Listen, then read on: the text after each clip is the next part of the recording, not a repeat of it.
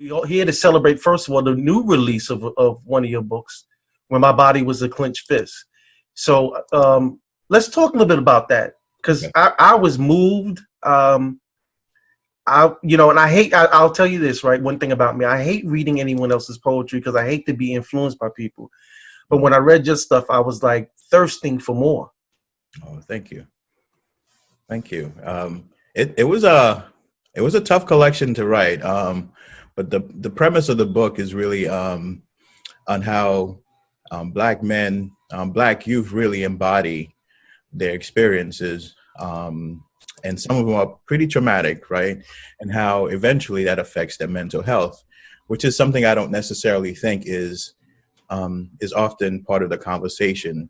How the mental health concerns that we have with our Black youth, and these youth grow up to be men, and these men harbor the same type of trauma, except now they've had decades without any sort of intervention, any way of dealing with it. And so it kind of forced me to look back at really some critical 10 years of my life growing up in New York City, and how those 10 years really shaped who I was as a child and continued to influence me as I became an adult. Now, being a father of two boys, I always had the sense that I wanted to be a dad, and Mm. I knew that eventually I wanted to have a different sort of life for my sons, and not have them be sort of children of trauma themselves. And so I had to do something. I had to find a way to do it. And the clenched fist as a metaphor was really, when folks hear about the fist, they think, oh, there's a lot of fights. And I said, yeah, you can say that fist is used for fights, but it's also used as a dap, right? To show some love. Hmm. It's also used to protect things that we hold dear. So when you really want to protect something, you hold it tight in your hand. And so the idea of what I was protecting was the part of me that actually became the man that I am today, which is this. I always say I'm a sensitive person, and I'm not shy about that. And I got that from my mom, and I always channel her energy in everything that I do. But it's very hard to grow up in an environment that really tries to take that out of you, tries to toughen you up in a way that makes you lose yourself. And so this collection really is a celebration of successfully navigating through those channels, and it's reaching back as well, because I know there's a lot of youth right now going through similar things, and I'm hoping that this collection will touch their lives in many different ways. Yeah, one of the things I was thinking about when you said the image of a fist, I also think about a raised fist, a raised clenched Yes, fist, yes, right? Where when we come through this process, when we come through these traumas and these things, that we can come through with the victory, yes, and demonstrate our power in this life. There was a line in your poem that I thought was very interesting. It's at the end of the poem, and in the one in a fisted universe, and yes, it talks about you can always hear the blare of your own ruin. And I yes, was like, wow, yeah, wow, wow. In it's especially during a time like this, where in the COVID experience, right? I yes, started writing a poem in my mind when I thought about it. I started, because COVID is always been our friend, right? It's always lived in our community. That trauma, that experience that we've had, has always been a COVID experience. It's yes, just being recognized by the universe now, right? yes. So Yeah. Well, it's one of those, and it's funny you mentioned that, because I had a conversation with a friend the other day um, about the idea that sometimes we handle trauma in a very different way, mm, while the rest of the world is experiencing it. And one example that I pointed out was 9/11, and how till this day I probably have written just one poem about 9/11. I'm still not able to access the emotional capital to be able to craft a poem that, I mean, a lot of folks have written poems about 9/11, but growing up in New York City, it hit me a little bit different. Um, but I kept thinking about how when world disasters happen, how do we handle it as communities who have already been traumatized, who are grappling with a different sort of trauma? And so we're dealing with COVID, but we're also dealing with, you know, stop and frisk, right? Right. We're dealing with COVID, but we're still dealing with a different way the law is being enforced for, you know, social distancing, for, I mean, we talk about running, we talk about all sorts of things, right? Like we're free, but not necessarily carefree. And so we always live under this cloud of oppression, as if we needed permission, you know, to be out in the world. And I think the rest of the world is kind of feeling like, oh, now we kind of understand a little bit what it means to be very cautious about where you go, who you talk to, and how you talk to people, because you're afraid of contracting an illness. Whereas for us, we're always deemed the illness, right? As if we had something that people can catch. So they had to keep us at bay. So I do think the trauma compounds itself when you've already been dealing with something, and then something else comes along. And the premise of the book is also that it's to make room, right? It's for us to actually take the time to deal with some of the personal trauma or communal trauma. So that way we are making more room, because things will continue to happen. They're going to continue to happen. And so it's about making space within ourselves so that we at least feel a bit more sane when something else comes. It's, you know, Haitians have born in Haiti, you know, there's this whole trauma after trauma, right? There's expression that we have, you know, mountains beyond mountains, you know, like after we deal with one adversity, it seems like another one seems to come along.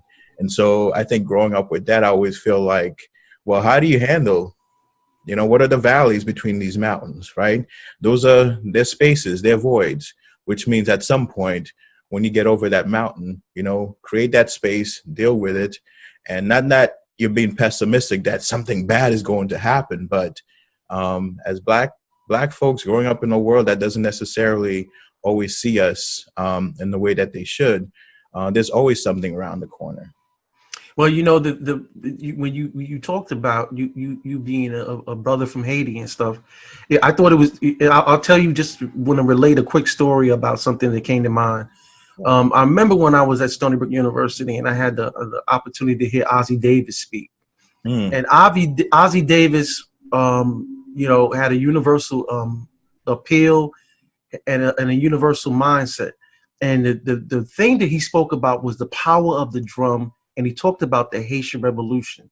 And he talked about how people were able to come together and use such a simple instrument, but something that was so powerful that united everybody to be able to achieve and to achieve victory and be the first really free country in the Western Hemisphere. And I think a lot of times what happens is people miss that.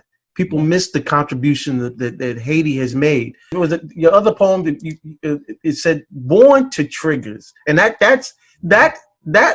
again is a play on words, because if you grow up in a community of color, you understand that. Yes. Hearing someone pulling a trigger and you being triggered at the same time, and not necessarily by an individual, but maybe by, you know, your experience, your environment. Yeah. And they're all around too. And that particular instance, it's based on a story that I remembered as a kid in Haiti. We're on our way to the embassy to get passports. And, you know, it was in the middle of the coup that was happening. And so we heard gunshots in the distance. As a kid, you didn't necessarily know what that was. But then you felt something, right? And so then we turned the corner and some stranger, saw us and said, "Hey, don't run or they'll shoot." And so all of a sudden it became, oh, it was what we heard, right? But there was something about our bodies. There was something about my aunt at that time who was taking us that she knew what to do, even though we had never really experienced that. And as kids, we knew what to do. And so I kept thinking to myself, how is it that sometimes the body reacts to trauma, is really triggered by these responses? And there's the idea of, they talk about, family trauma, historical trauma, and when you start to get into that, you say our ancestors went through some stuff. So it's in our DNA, right? It's Like, it's almost like we were born to triggers. And then the other part is, you know, how do you react to it once it happens? And I think there's a line in the poem that says, you know, sometimes a doorknob is the way out, right? Mm-hmm. Um, but other times it's not. And so, like, it opens up room for another, you know, set of trauma. But you already know how to deal with it. And so I think it compounds itself, though, right? Because you feel like, oh, this shouldn't be normal, but it's normal, right? Like, I shouldn't be adjusted to this, but I am.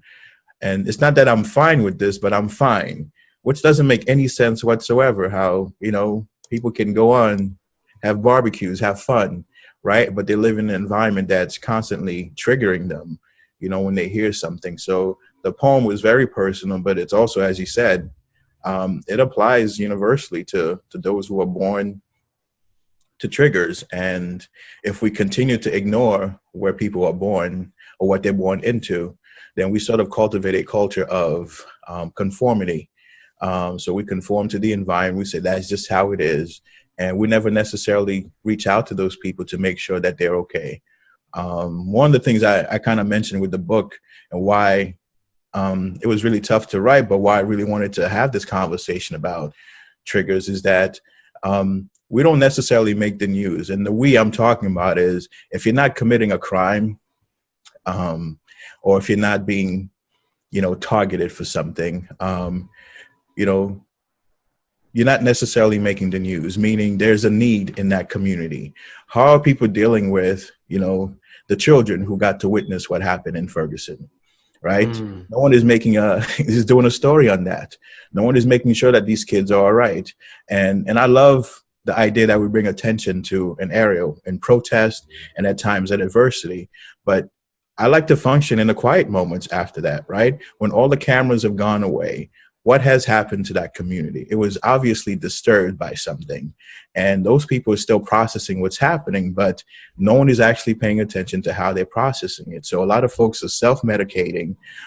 Some people have been very insular about the process, and other times they implode, right? Which shows up in many different ways. But the parts that we see is when people explode, right? And so now we get to see them. Oh, look at these guys. Look at what's happening to them. But no one goes back to the story. No one goes back to the original point of, you know, infliction and saying, how do we support the kids then, right? And I'm not talking about programs that support at risk. We're all at risk, right? And so you're not going to have a program that supports every single person, but it's folks that decide to take a different route, a different way to deal with, but they're needing some help. But as you said, they're screaming, but no one is actually hearing them.